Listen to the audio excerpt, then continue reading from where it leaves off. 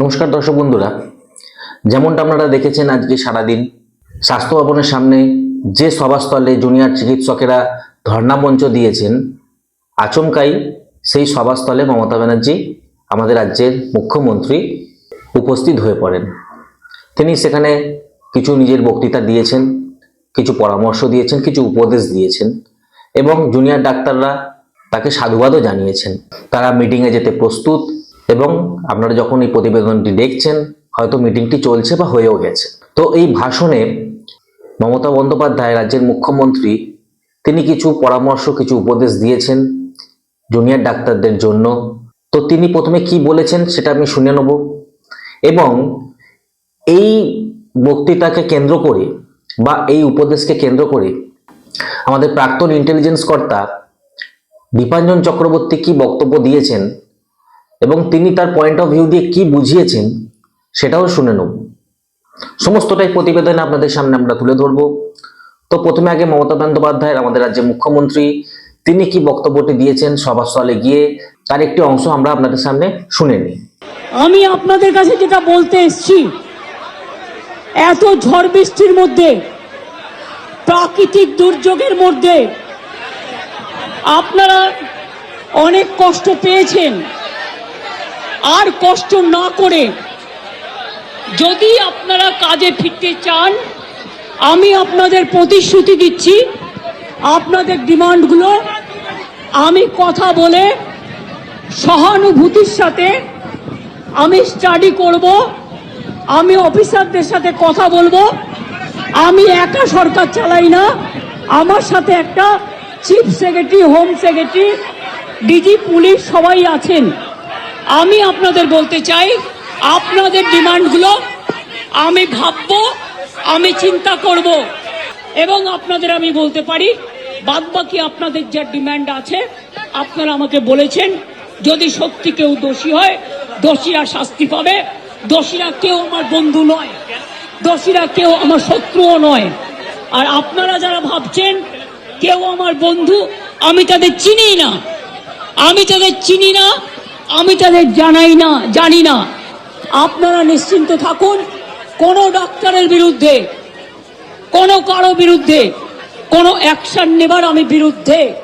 আমি জানি আপনারা অনেক কাজ করেন।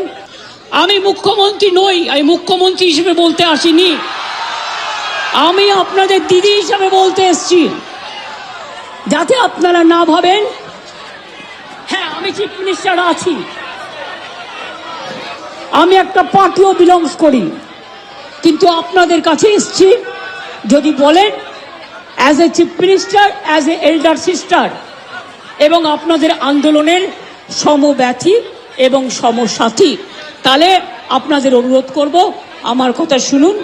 আগেও আপনাদের সমস্যা আমি সমাধান করেছি এবং আবার আমি করবার চেষ্টা করব। তো শুনলেন দর্শক বন্ধুরা, রাজ্যের মুখ্যমন্ত্রী মমতা বন্দ্যোপাধ্যায় তিনি ডাক্তারদেরকে কাজে ফেরার অনুরোধ পর্যন্ত করেছেন এবং তিনি তার সাধ্য মতন তার ক্যাবিনেটে মন্ত্রিসভার সমস্ত মেম্বার্সদের কথা মতন তিনি যথাসাধ্য ব্যবস্থা নেবেন সেটাও তিনি প্রমিস করেছেন। তো এই ছিল তার আজকের একটি বক্তব্য যা আমরা আপনাদের সামনে তুলে ধরলাম। এবার এই বক্তব্যকে কেন্দ্র করে প্রাক্তন ইন্টেলিজেন্স কর্তা দীপাঞ্জন চক্রবর্তী তিনি একটি মিডিয়া চ্যানেলে তার কিছু বক্তব্য, তার পয়েন্ট অফ ভিউ থেকে, তার অ্যাঙ্গেল থেকে কি মনে হয়েছেন তিনি বিস্ফোরক কিছু বক্তব্য শেয়ার করেছেন। চলুন এবার দীপাঞ্জন চক্রবর্তীর বক্তব্যটি শুনে নিই। আমি ইনফ্যাক্ট লাইভ দেখছি, আমি বারবার আমার ওই লাইভে যে উনি যা বললেন সেগুলোকে আমি রিওয়াইন্ড করে করে আমি শুনছিলাম, ওনার প্রতিটা বাক্য শুনছিলাম ভালোভাবে মন দিয়ে। এটা পরিষ্কার বোঝা যাচ্ছে যে দুর্গে ফাটল ধরেছে। উনি নিশ্চয়ই এটুকু তো বুদ্ধি আছেন, যেটা আমরা বারবার বলেছি যে পশ্চিমবঙ্গ শুধু নয় ভারতবর্ষে ওনার মতো ধুরন্ধর ধূর্ত রাজনৈতিক ব্যক্তিত্ব আর নেই। উনি বুঝতে পারছেন যে ওনার হাত থেকে ধীরে ধীরে বেরিয়ে যাচ্ছে এই আন্দোলনের রাশ কোনোদিনই ছিল না, কিন্তু পশ্চিমবঙ্গের মানুষ ওনাকে এখন চূড়ান্তভাবে অবিশ্বাস করতে শুরু করেছেন, ওনার সদিচ্ছাকে। এটা বুঝতে পেরেই যার বেশি দিন আমি এই গদি আঁকড়ে রাখতে পারবো না, উনি পৌঁছে গিয়েছেন ছাত্রদের এই ধর্নাস্থলে, জুনিয়র ডাক্তারদের ধর্নাস্থলে। অ্যাট দ্য সেম টাইম আমি বারবার এটাও মনে করিয়ে দিতে চাই, এটাও আমি বিশ্বাস করি যে এগুলো উনি সব ডকুমেন্টেড করছেন, যাতে সুপ্রিম কোর্টের আগামী হিয়ারিং এ উনি আমাদের পশ্চিমবঙ্গ সরকারের যে প্রতিনিধি রয়েছে কপিল সিব্বল গিয়ে দেখাবে যে দুদিন আগে উনি 2 ঘন্টা বসেছিলেন, তার আগে দুদিন আরো পুরো প্রশাসন অপেক্ষা করেছিল, মুখ্যমন্ত্রী নিজে গিয়েছেন ধর্নাস্থলে, তাও ছাত্ররা সমঝোতায় আসতে চাইছে না, জুনিয়র ডাক্তাররা। এটা একদম প্রি প্ল্যান্ড, এটা থেকে একটা স্বতঃস্ফূর্ত মানবিক রূপের প্রকাশ বলার কোনো জায়গা আমি দেখতে পাচ্ছি না। আর আমি গর্বিত যে ওইখানে যে জুনিয়র ডাক্তাররা বসে আছেন আন্দোলনে, তারাও একজনও কেউ বিশ্বাস করছে না যে মুখ্যমন্ত্রী একটা সদিচ্ছা নিয়ে একটা সদর্থক বার্তা দিতে এসেছেন। তো শুনলেন বন্ধুরা, উনি বলতে চাইছেন এই সমস্ত যা চলছে এইগুলোকে প্রুফ হিসেবে তিনি একটা ডকুমেন্টারি করতে চাইছেন। অর্থাৎ সুপ্রিম কোর্টের সামনের যে হিয়ারিং আছে সেই হিয়ারিং এ কিছু প্রুফ হিসেবে দেখাতে হবে যে না, আমরা চেষ্টা করেছি, আমরা গেছিলাম, আমরা ওয়েট করেছি। তো এই সব জিনিসগুলোকে একটা ডকুমেন্টারি করে এটা আদালতে পেশ করতে চাইছেন। তিনি তার পয়েন্ট অফ ভিউ থেকে এইটা ব্যাখ্যা করতে চেয়েছেন। তিনি আরো কিছু বলেছেন, চলুন শুনিনি, তার আরো কিছু বক্তব্য আছে।